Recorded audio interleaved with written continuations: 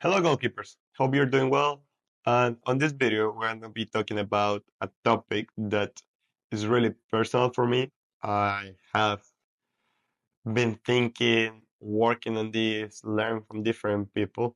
Lately, I have felt that I have come with a methodology of the way I like things to be done. I believe this is a system that will change the goalkeeper world. So if you want to learn it, make sure you stay tuned. All right, first of all, and the most important thing is that you need to understand that with this kind of training, you're not going to get the most views on YouTube. So they're not gonna be that fancy training where people are doing all this stuff and then the footwork and the perfect dive and all of that stuff. When I'm planning a session where I actually want to develop a goalkeeper, I need to be really mindful of bringing it to the scenario of the real game. And a lot of things, or the goalkeeper practice has been really standard during the years. And lately, with some, again, like I mentioned, with some reference, with some professional thinking, with some like deep thinking and other aspects, again, I think we need to change the way we approach goalkeeper practice. So whenever I'm building a practice, the thing I think the most is about the progression. So the layers, the progression, and the purpose of the practice. Those three things are going to be really important to actually elaborate a proper goalkeeper practice. Okay, first of all, warm-ups. So something I normally implement with my goalkeepers is just a regular dynamic warm-up to get us on the flow. Something I have been adding lately is to actually have like reactive warm-ups. So for example, what do I mean with reactive warm-ups? I'm probably using the wrong word, but it's those warm-ups that are gonna make you like think about certain aspects or you're like training your brain as well. So this can be like some coordination and stuff, or for example, some quick reaction thing with tennis balls or whatever thing is gonna make your brain to actually, okay, we're ready to practice, let's look. And of course, on this warm-up, you'll get moments where I like volleys or stuff like that, but the goal of that warm up is, of course, get us warm for the practice and also to create that state of mind of, okay, I'm going to be practicing, less really locked in. Now we'll go to the second block. On this second block, I want to work on certain specific guidance thing. So again, and you're gonna notice why, but in reality, if you want to teach somebody how to write, of course, you're gonna give them a paper and a pen, and then hopefully they drive. But if they don't start writing, they will actually start drawing. Then probably you could have mentioned, hey, this is how you do it. Try it later if you want to. So I know it's kind of confusing, but again, this block on this part for me is to actually guide the goalkeeper to experience different techniques. At the end, I am not saying this is the right technique, this is the way that you need to do it, because in reality, one size doesn't fit everybody. And somebody can be taller than me, somebody can be shorter than me, another goalkeeper can be a little bit bigger than me, he can be skinnier than me. And certain technique can work with me, but that doesn't mean that it's going to work with the goalkeeper.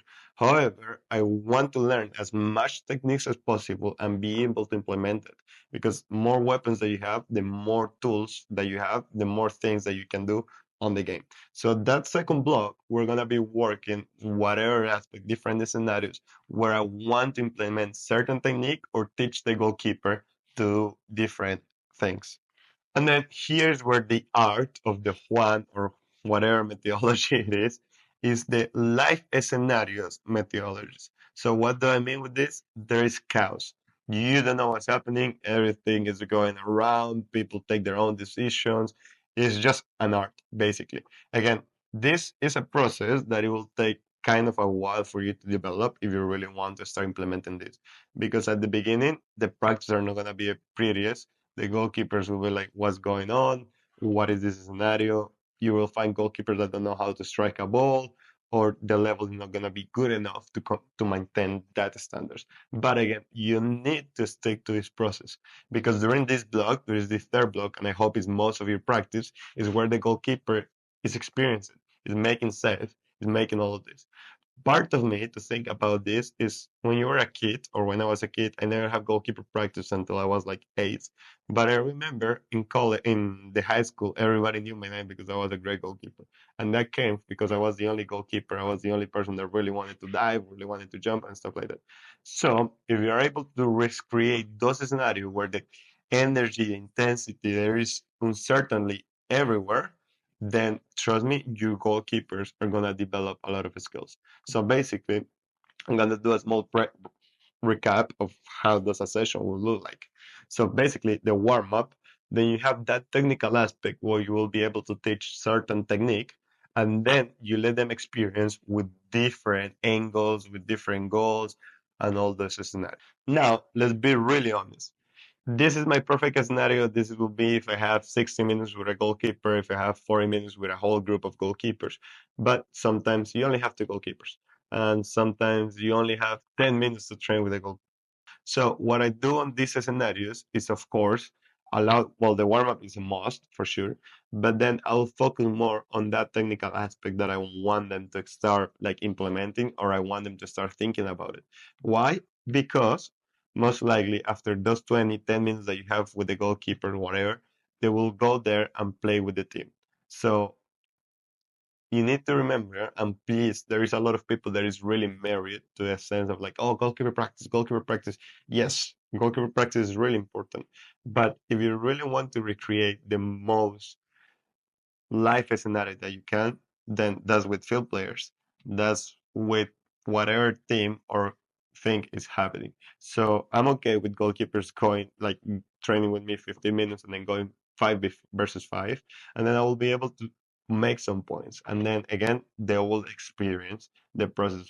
And again, this is something that might change in a couple of years. This is something that might change next week because soccer is like that. It keeps developing, it gets upletting and all those things.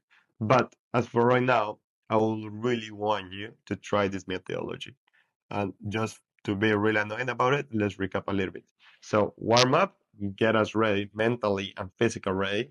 Then a small technique session where you're able to work on different techniques. And then third, chaos, make it a chaos, all right? Different shots, different angles, people reacting, rebounds, crosses, whatever it has to be, create that scenario. If you want to learn more about goalkeeping, make sure you follow me. And if you think this video was used, I don't even know how to say the proper word. If you think this word is, if you think this video is good for another goalkeeper, make sure you share.